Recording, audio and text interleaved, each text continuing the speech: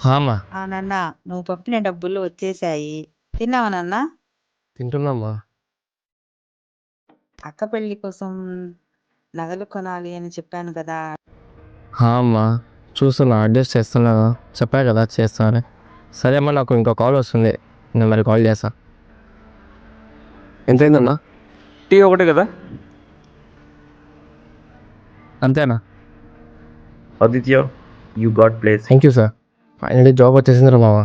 మనం జాబ్ చేయడం స్టార్ట్ చేస్తే ఇంకా లైఫ్ సెట్ అయిపోతుంది కదా. కొత్త ఫోన్, మంచి మంచి డ్రెస్సులు, ఆఫీస్కి వెళ్ళడానికి ఒక మంచి కూల్ బైక్.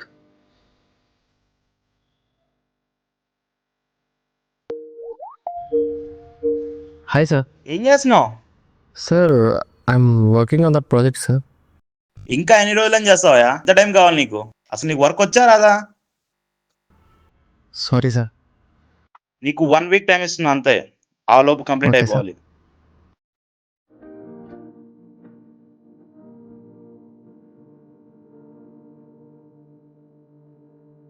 నాకు జాబ్ వచ్చాక బాగా ట్రిప్స్కి వెళ్ళాలిరా. లైఫ్ని మ్యాక్సిమం ఎంజాయ్ చేయాలి మచ్చా.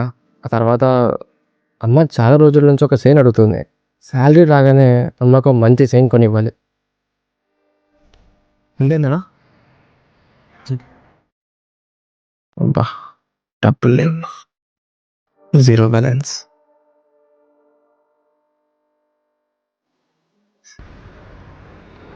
హలో, అరే మామ, అది ఒక 50 రూపీస్ ఉంటే సెండ్ చేస్తావా? బ్రో పర్లేదు, రేపు ఇవ్వచ్చులే. థ్యాంక్స్ అన్న. మన అబ్బాయికి జాబ్ వచ్చేసిందే, మన కష్టాలన్నీ తీరిపోతాయి. ఇప్పుడు వాడు చూసుకుంటాడన్న నమ్మకం ఇప్పుడు నాకు ప్రశాంతంగా ఉంది. వాడు మనల్ని బాగా చూసుకుంటాడు. ఇంకా